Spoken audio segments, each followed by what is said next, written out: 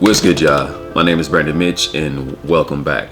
So today we're going to be talking about the things I wish I knew before I started my brand. So if you guys are new here, my name is Brandon Mitch and I pretty much show you guys the behind the scenes of what it takes to actually start a brand. I'm still in the process of still developing and putting my brand out. So I'm sharing everything that I'm learning in the process as I work forward to, my official first drop we're doing. But today I want to talk to you guys just about the things I wish I knew before I started, or just things I'm learning as I'm in the process, because I would say this is more of a revamp. So these are the things that I'm going to be teaching you guys the things I wish I knew before I started, a couple years ago. Now, there are a couple of things that I have heard, especially when it comes to starting a brand, and I have heard sometimes it can take a couple years. And the reason being that people just have their things that they need to learn. Like, there's so much stuff that goes into making a brand. And especially when you see all these videos on social media, YouTube, where they're like, this is how I made 30 racks with my first drop. And they make it seem and sound like it's so easy, when from my perspective, which is my reality, it has not been necessarily the easiest, especially now with how many people are out there actually starting brands. Because social media, like there's brands everywhere, and I'm not saying like the market is saturated or that's a problem, but there are things that you need that'll help you start your business a lot better. I just feel like it's not as easy as some of these videos and titles we see make it sound. So I got like a list of things that I'm learning and I wish I knew like years ago. So one of the first things I want to talk about is actually you need to have an audience established before you sell to them. A lot of people are like, yo, I'm just gonna like make like these fire clothes and I'm gonna drop. Then they're expecting a bunch of sales. But if you don't have an audience that's actually there or that's interested in what you're making, like, you're not gonna make any sales. So let's say for example, like if you were a content creator and you were making content around, let's say, cooking, and you've gained all these followers around cooking, and let's say you were like, okay, now I'm at this point where I want to start a brand, and you feel like you have all these followers that they'll buy. But if these are people that were interested in more of your cooking and not into your clothing, you're probably not going to generate a bunch of sales. And that's something people don't necessarily think about or take into account when it comes to starting making a brand. Sometimes you can see some of like the wackest shit on like people come out with for their brands, and it's selling though, or it's like basic and it's selling. And the reason being is they've built an audience that is there for the clothing. So that would be the first thing I would say that is vital, and the most important is establishing and building an audience, a community of people that you can always go to and sell, that are interested in what you're selling. They have to be interested in what you're selling. Understand that, and that is vital. That is vital, and that's forced me to make some pivots within my brand and how I move as far as content. I used to do a lot of skincare content. Like, I did mix with lifestyle, but it was a majority of skincare content. Now I'm at a point where while I was doing my skincare content, I would still do get ready with me, because I would always be into fashion, just style. So I would have those videos. But if I had mainly focused on putting out just the get ready with me videos and more fashion videos, I would have an audience that would be a lot more interested in what I'm selling. So currently right now, I feel like I have a mix, because I have been able to make sales, but it's not at the point where I want it. Because I know there are brands out there that only have like 3,000, 4,000 followers, but every drop they put out, they sell out. So that part is vital, of having those numbers that are actually interested in what it is you're selling. Like, you need that.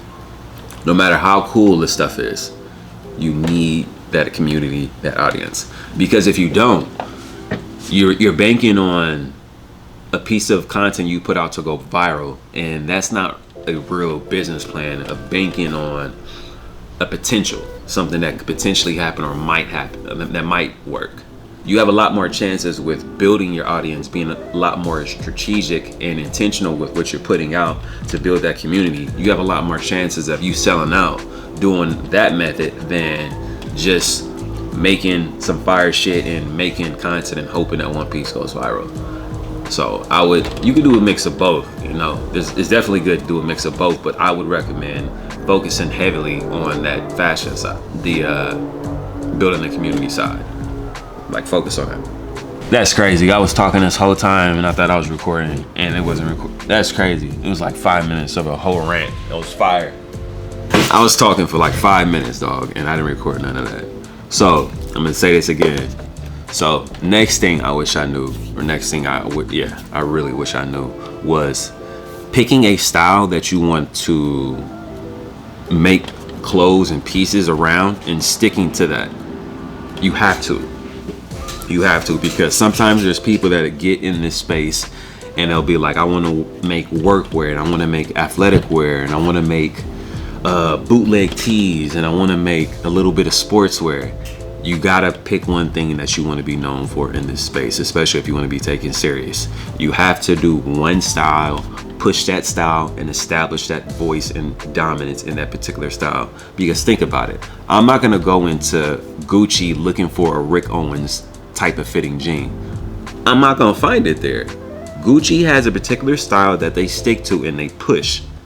And they push that narrative very well, and they're known for that. Same thing with Rick.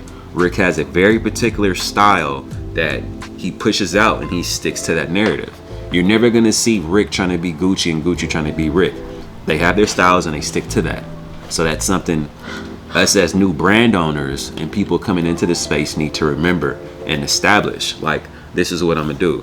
And for me personally, one of the things that helped me with this was I was at the homie Crash's art show. Shout out to the homie Crash. He helped me shoot my first photo shoot for the brand with the jewelry when I did the revamp for the brand. He helped me shoot that stuff. And I went to his art show and his lady was there. And this was my first time meeting her. But she was looking at me like, you look familiar. And she was like, Crash, I've been editing your pictures. I remember your stuff. And I'm like, oh, okay, yeah, what's up? So it's nice, nice to meet you. So small talk, we were talking, and we got on my brand, and she asked me what my brand was. She was like, so what do you make, or are you selling? Like, is it workwear, like chic workwear? And I'm like,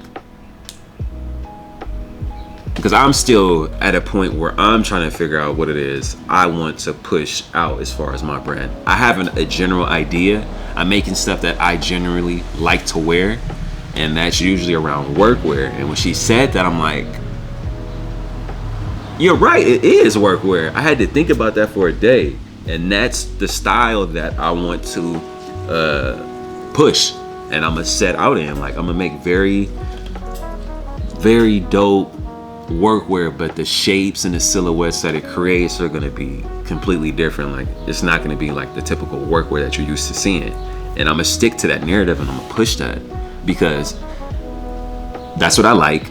And it was also what the general public sees when they see my images, when they see my clothing. That's what comes to mind, is like, oh, this is like some dope ass workwear. So if you can ask some random person, maybe you can do a poll or something on Instagram, or maybe, I don't know, find a way to get some random input from somebody about your brand and find out what they feel the style is when they see it. And don't take it personal. Don't take it personal, especially if you feel like it should be going in one direction and somebody tells you it's complete opposite of what you feel your style is. Like, don't take it personal. That just means you need to do some alterations in maybe your style design, maybe your how you're putting your images out, your marketing. There's a disconnect between the audience. So sticking to that if you want to last, because like I said, you want people to know you for a particular thing that your brand is known for. Like Rick Owens is known for very like exaggerated shapes. You might get like some avant-garde like type jackets, pieces. Like, his stuff is just very different. It's a language. It's a style. So finding your style and sticking to that, I would say, would do you a ton. And I feel like it also helps build that audience that you're trying to, like I said before on that previous point, it helps build that audience of people you'll have to sell to. Because if people are interested in like that style that you're producing and you're putting out, that community of people are going to start to follow you because they like the style. So that way, when you do drop, you've done a bulk of the hard work. You've built the community around what it is you're looking to sell.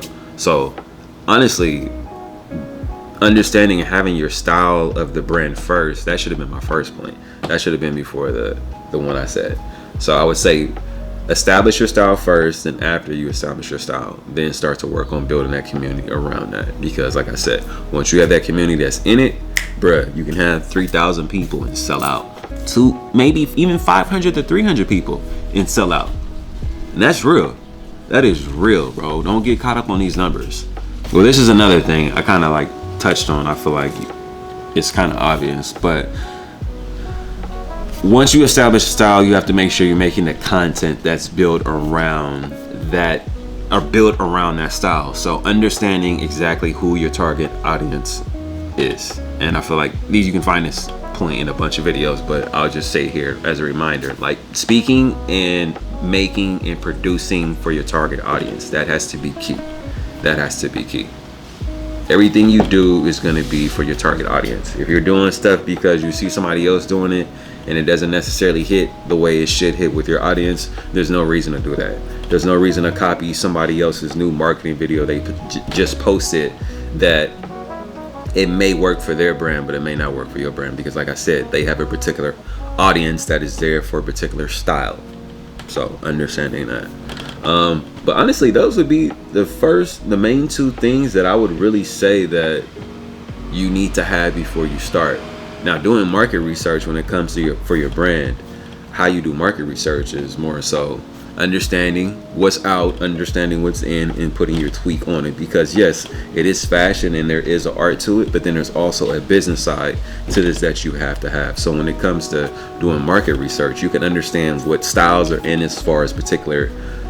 This is where you have to understand too as well. Like, you have your style, but then there are particular fits that come in where maybe now it's more of a baggy fit, but then later on it might be more of a skinny look. So understanding that too as well.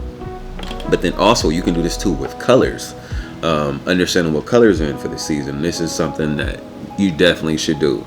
Look into brands that you like, fashion houses that are producing their stuff for their newest season, and check out some of the colors they're rolling with. And as you look at some of the brands, you'll kind of get an idea of some of the colors that you know, like, okay, this season it might be like, now I feel for spring right now, spring going into summer, red is going to be very in.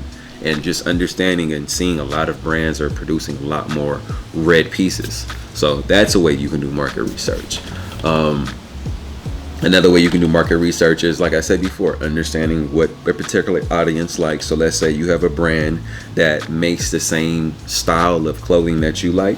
Understanding and looking at the kind of stuff that they do and produce that help them build their audience. You can take their formula and apply it to, you know, your brand and your style. Now, I don't just outright copy it, but I mean, some people literally just outright copy and paste, and it works for them. Me personally, I'm not the type that likes to copy and paste from other brands. I like to put my spin on certain things that I like. But you know, to each his own. Like I said, it's business, and what may work for somebody else may not work for you. So I know some stuff people do with their brand, I'm like, that's not going to work for me, and it never would. And there's nothing wrong with that, because everybody's path and journey in this is different. Like, there is no one way about starting a brand. And that's something you need to understand with all these videos you can watch on YouTube, where it's like, make 100,000 with this drop, how I made 30,000 in 5 minutes. Like, yeah. Like, it sounds cool, but it doesn't necessarily always work like that for everybody. Now, I'm not saying you can't get any tips or information from these videos, because I definitely have gotten some stuff, but I don't feel like there's a millionaire out there that's been like, you know, I watched these how to get rich videos. I watched like 3 of them of how to drop or sell out for my brand, and I did that and it worked. I haven't heard them stories, unless you guys know somebody who that's worked for it. And I also need to show you guys the sweatpants that I made properly. I need to set the backdrop up properly again, so I can do a proper viewing so you guys can see those. But I'm in the actual process of making some cargos, cutting off some waistbands right now that I'm gonna have to apply. But like I said, sticking to that style, that what I want my brand to be known for. So again, if you guys haven't liked or subscribed to the page, make sure you do so. I know this was kind of a long-winded video, but I wanted to make more of a educational piece of content. I feel like that could potentially help somebody who's out there, because like I said, I don't feel like you're gonna get all these tips that you need to start and flourish in just watching a couple videos you see on YouTube. A lot of this stuff you gotta just go through and experience, because you have to establish the way you're gonna come into the space. Some people tell you like things they've done that work for them, but from my experience, some of that stuff I've heard, it didn't work for how I was trying to build my brand. I've learned that I'm the type of person, I need to touch and feel the fabric that I'm gonna be using. I need to do that. Some people don't. Like, it's just like, yo, this is what I want to make. This is a draw up, the mock up colors, send it off and wait for the sample, get it back and be cool with that. I need to feel, touch, see how it feels on my skin.